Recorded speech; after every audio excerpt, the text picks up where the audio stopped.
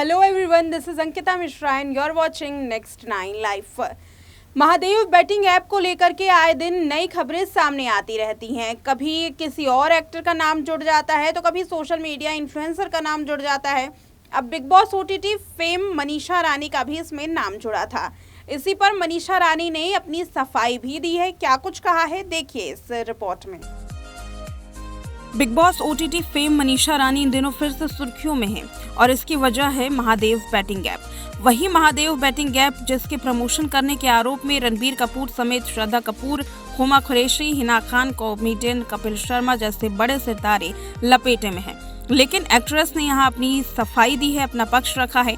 एक खास बातचीत में एक्ट्रेस ने बताया कि इस तरीके का ऐप उन्होंने ना तो प्रमोट किया है और ना ही शादी में वो किसी की गई हैं।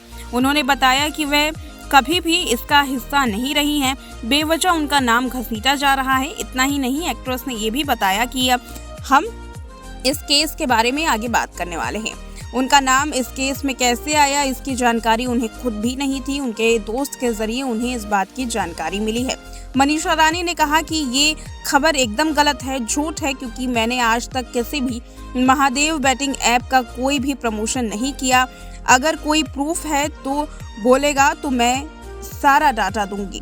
और साथ ही अपनी लाइफ में कभी भी मैंने महादेव ऐप का प्रमोशन नहीं किया है। शादी से भी मैं दूर हूँ, मैं शादी में नहीं गई हूँ और बिग बॉस से आने के बाद कहाँ शादी में जाने का टाइम मिलता है। अपने काम में बिजी हैं और ये तमाम जो चीज़ें जो आरोप लगाई गई हैं वो झूठे हैं, ये मनीषा रानी ने कहा। आगे उन्होंने कहा कि मुझे इस बारे में जानकारी नहीं थी, मुझे इस बारे में जानकारी मेरे दोस्त विशाल के ज़रिए मिली। विशाल ने बताया कि इस तरीके की खबरें चर्चाओं में आ रही हैं और साथ ही मनीषा का कहना है कि ये महज अफवाह है और वो इस ऐप का कभी भी प्रमोशन नहीं करती और ना ही उनके खिलाफ कोई भी सबूत है। उनका नाता इस ऐप से बिल्कुल भी नहीं है और बेवजह ही उन्हें इस ऐप की इस पूरे जाल में, इस पूरे स्कैम में फंसाने की कोशिश की जा रही है।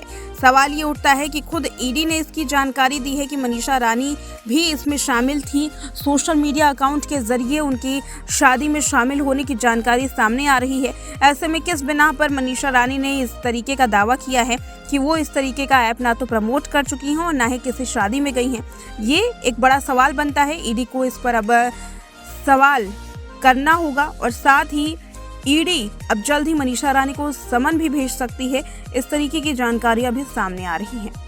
तो देखा आपने, मनीषा रानी ने यहाँ पर अपनी सफाई पेश की है। हालांकि सवाल तो ये बनता है कि ईडी ने खुद इस बात का जिक्र किया है कि मनीषा रानी के सोशल मीडिया अकाउंट से उनकी तस्वीरें शेयर की गई थी, वायरल हुई हैं तस्वीरें जिसमें देखा गया है कि वो उस शादी में मौजूद थी।